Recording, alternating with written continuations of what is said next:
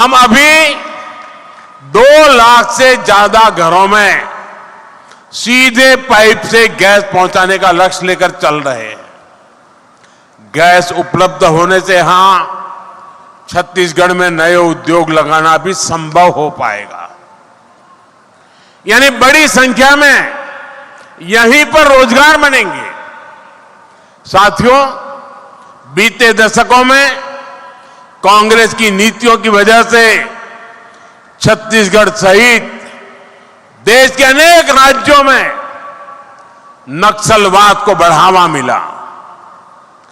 देश में जहां जहां अभाव रहा, जो क्षेत्र विकास से पीछे रहे, वहां वहां नक्सलवाद फलता फूलता रहा। लेकिन जिस दल ने 60 साल सरकार चलाई, उसने क्या किया? उसने ऐसे जिलों को पिछड़ा घोषित कर अपनी जिम्मेदारी से मुंह मोड़ लिया। हमारे नौजवानों की अनेक पीढ़ियां खप गई। अनेक माताओं ने अपने लाडले खो दिए। अनेक बहनों ने अपना भाई खो दिया। साथियों, उस समय की सरकारों की ये उदासीनता, ये आग में घी डालने जैसा था। आपने तो खुद सहा है, देखा है। छत्तीसगढ़ में कितने ही जिलों में सबसे पिछड़े आदिवासी परिवार रहते थे। उनकी कांग्रेस सरकार ने कभी सूद नहीं ली। हमने गरीब आदिवासियों के शौचालय की चिंता की, स्वच्छ भारत अभियान चलाया। हमने गरीब आदिवासियों के इलाज की चिंता की। 5 लाख रुपए तक मुफ्त इलाज देने वाली आयुष्मान भारत योजना चलाई। हमने आपके लिए सस्ती दवा की चिंता की। 80% छूट देने वाली पीएम जन औषधि केंद्र खोले। साथियों, जो लोग सामाजिक न्याय पर झूठ बोलते हैं, उन्हीं लोगों ने आदिवासी समाज को भूला रखा था। इसलिए तो मैं कहता हूं, जिसको किसी ने नहीं पूछा, उसको मोदी पूजता है। हम आदिवासी समाज के विकास के लिए भी विशेष अभियान चला रहे हैं। हमने आपके लिए धरती आबा जनजातीय उत्कर्ष अभियान शुरू किया है। इसके तहत करीब 80,000 करोड़ रुपए आदिवासी क्षेत्रों में खर्च किए जा रहे हैं। इससे छत्तीसगढ़ के करीब 7,000 आदिवासी गांवों को फायदा हो रहा है। आप भी जानते हैं कि आदिवासियों में भी अति पिछड़ी आदिवासी जनजातियां होती है। पहली बार हमारी सरकार ने ऐसे अति पिछड़े आदिवासियों के लिए पीएम जनमन योजना बनाई है। इसके तहत छत्तीसगढ़ के 18 जिलों में 2000 से अधिक बसाहटों में काम किया जा रहा है। देश भर में पिछड़ी जनजातियों की बस्तियों में करीब 5000 किलोमीटर की सड़कें स्वीकृत की गई है। इनमें से करीब आधी सड़कें छत्तीसगढ़ में ही बनाई जानी है, यानी 2500 किलोमीटर की सड़कें यहां पीएम जनमन योजना के तहत बनेगी।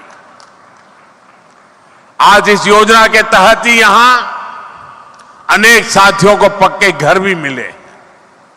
साथियों, आज डबल इंजन सरकार में छत्तीसगढ़ की स्थिति तेजी से बदल रही है। जब सुकमा जिले के एक स्वास्थ्य केंद्र को राष्ट्रीय गुणवत्ता प्रमाण पत्र मिलता है, तो नया विश्वास जगता है।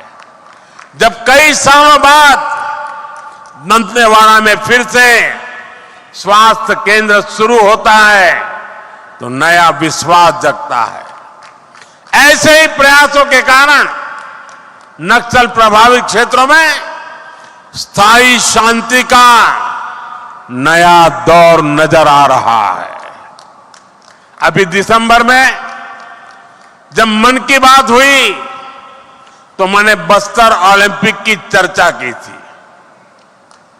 आपने भी वो मन की बात जरूर सुना होगा।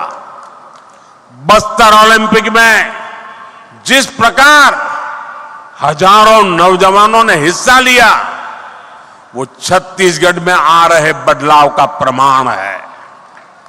साथियों, मैं छत्तीसगढ़ के नौजवानों का एक शानदार भविष्य अपनी आंखों के सामने देख रहा हूं।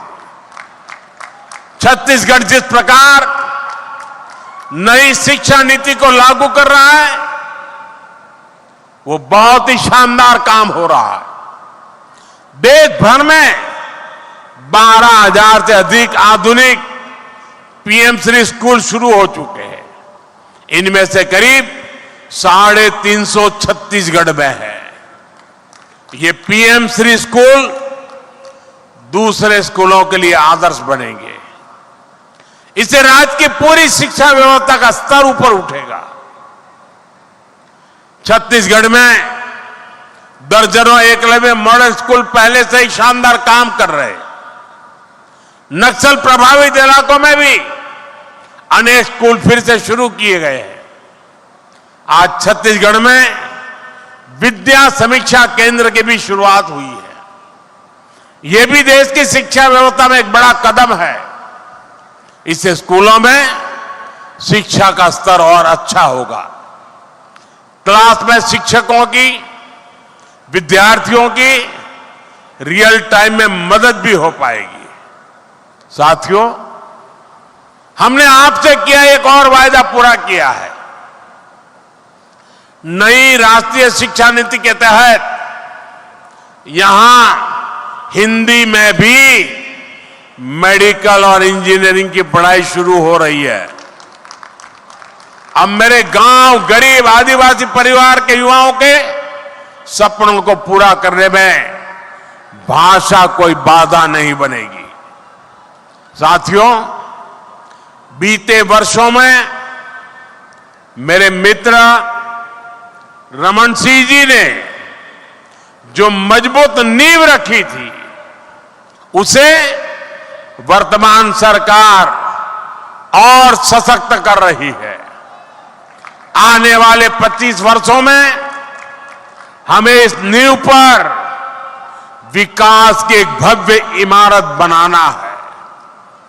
छत्तीसगढ़ संसाधनों से भरपूर है। छत्तीसगढ़ सपनों से भरपूर है। छत्तीसगढ़ सामर्थ्य से भरपूर है। 25 साल बाद जब हम छत्तीसगढ़ की स्थापना के 50 वर्ष मनाएं, तो छत्तीसगढ़ देश के अग्रणी राज्यों में हो, इस लक्ष्य को हम पा करके ही रहेंगे। मैं आपको फिर विश्वास दिलाऊंगा, यहां विकास का लाभ